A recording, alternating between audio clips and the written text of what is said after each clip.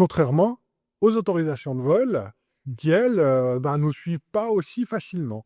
On était censé avoir dans la législation européenne une flexibilité et la possibilité de voler dans tous les pays qui appliquent cette même législation, c'est-à-dire dans toute l'Europe. Et on voit que, force est de constater que c'est pas tout à fait ça. On a quand même des petites variations. Ouais. Ouais, c'est une question très intéressante. Donc, c'est le fameux article 13 de l'ordonnance 2019-947 pour pas perdre tout le monde. Donc, en fait, ce que cet article de loi dit, c'est qu'une fois qu'on a obtenu cette autorisation SORA dans un pays, eh bien, en théorie, on va dans un autre pays avec cette autorisation et les conditions locales qui ont été modifiées. Et puis, cette autre autorité va délivrer une acceptation d'autorisation transfrontalière. Sur cette base, on peut demander à l'autorité de notre pays de rajouter l'opération dans ce pays à notre autorisation. Maintenant, le challenge, c'est que d'une part, les autorités locales ne savent pas forcément qu'est-ce qu'elles doivent vérifier lors de ce processus d'autorisation transfrontalière, et c'est encore un peu flou où s'arrête leur responsabilité et où est-ce qu'elle commence. Et puis, l'autre challenge qui vient un peu se superposer à tout ça, c'est que les autorités ont des pratiques d'autorisation qui sont aussi assez distinctes. Typiquement, je ne sais pas si j'ai le droit de le dire, mais je vais le dire peut-être quand même, pour couper après. En Suisse, on peut voler partout sans avoir à demander pour chaque zone de vol une autorisation distincte. C'est une interprétation, je dirais, correcte, en tout cas, de la loi européenne. Dans certains autres pays, l'autorité a moins confiance en l'exploitant et va certes délivrer une autorisation qui est valable pour l'entièreté du pays, mais va demander pour chaque vol d'être notifié en fait de la zone où le vol aurait lieu, et notifié sous forme d'un certain format très spécifique, une fiche mission ou un résumé de vol, on peut l'appeler de la manière qu'on veut. Et par conséquent, typiquement en France ou en Allemagne, c'est quelque chose qui sera requis à chaque fois, qui impacte aussi la faisabilité d'une certaine mission, ou le fait de pouvoir faire une mission de manière assez spontanée, ce qui est plus le cas en Suisse. Voilà. Donc c'est des choses qui sont différentes et puis qui facilitent pas forcément le processus donc d'acceptation d'autorisation transfrontalière. Si on va d'un pays à un autre, a priori, c'est comme ça que l'article 13 avait été conçu, ça devrait être relativement simple de se faire reconnaître son autorisation dans un autre pays. C'est pas toujours le cas. Et là, en fait, tu reprends l'information qu'on a sur l'autorisation de vol qu'on reçoit et qui dit que finalement, en Suisse, je peux voler de manière indépendante du lieu. Et effectivement, d'autres pays nous donnent des autorisations qui sont dépendantes du lieu. C'est-à-dire qu'on a une autorisation, oui, mais pour voler à un endroit particulier. Pourquoi? Parce qu'en fait, l'autorité aéronautique demande à examiner dans quelle zone on va voler et finalement ne fait pas suffisamment confiance à l'opérateur pour faire cette analyse.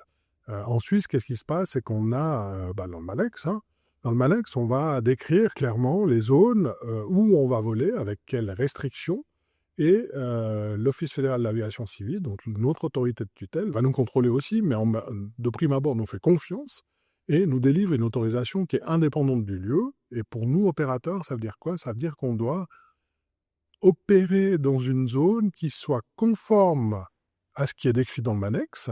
On ne peut pas opérer partout, c'est pas parce que c'est indépendant du lieu qu'on peut opérer partout, mais on a des contraintes qu'on doit respecter, typiquement liées à la population, liées où les gens se trouvent pour qu'on ait des distances de sécurité par rapport aux gens.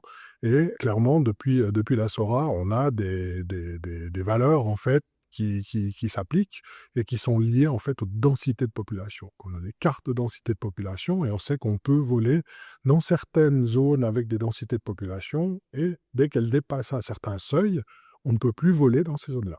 Donc en fait, c'est toute la différence entre les différentes interprétations de la loi par les différentes autorités locales du pays dans lequel on va aller voler.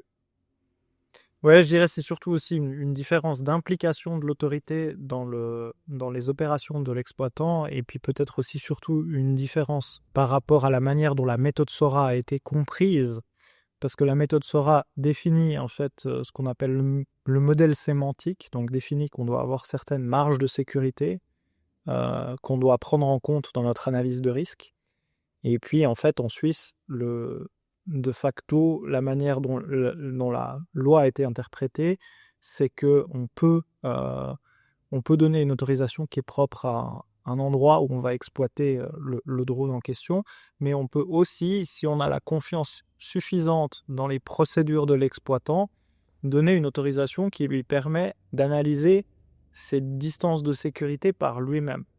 Et c'est un peu la confiance que le FAC fournit à ses exploitants, qui vient peut-être aussi du fait qu'en Suisse, on avait une législation qui était très libérale auparavant, et que le FAC a souhaité garantir une certaine flexibilité aussi avec le temps de ces opérations. Mais a priori, la loi européenne permet aussi ces subtilités-là. Mais on remarque que beaucoup de pays ne sont pas dans la même logique. Typiquement, en France ou en Allemagne, par exemple, surtout en France, mais en Allemagne peut-être aussi, on va avoir besoin pour chaque zone de vol de vraiment la notifier à l'autorité. Même si on a, entre guillemets, déjà acquis une confiance suffisante, ça ne sera pas suffisant pour la DESAC, à moins peut-être d'aller vers des certificats d'exploitant peut-être plus complexes et plus lourds en matière de structure. Alors, les aéroports sont des zones restreintes, en fait. Ça fait partie aussi des restrictions qui nous sont faites. Il y a des endroits où on ne peut pas voler.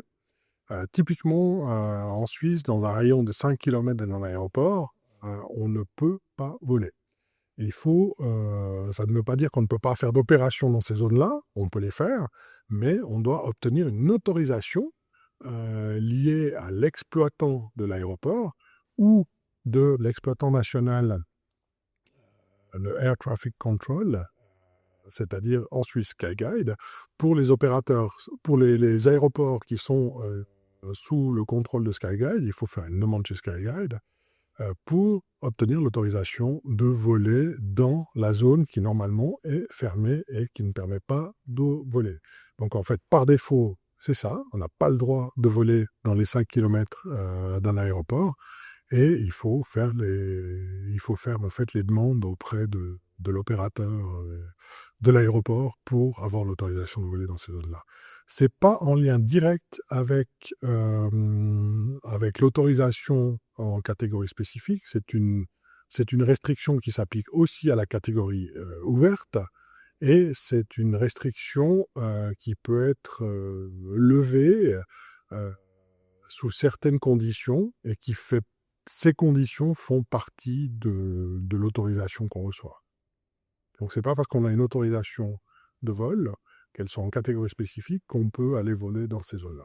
Ouais, a priori, la manière dont on s'accorde avec Skyguide ou avec un responsable de place, Oui. c'est propre à l'exploitant des drones et l'exploitant de la place, du chef de place en question, chef d'aérodrome ou chef d'héliport en question.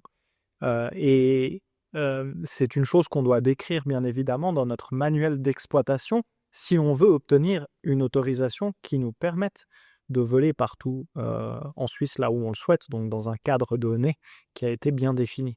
Et ce cadre, ça veut dire aussi avoir une coordination et une information préalable telle que définie avec Skyguide ou avec le chef de place avant d'effectuer chaque vol. Donc en fait, c'est complémentaire, on va dire. Une approche et l'autre sont complémentaires.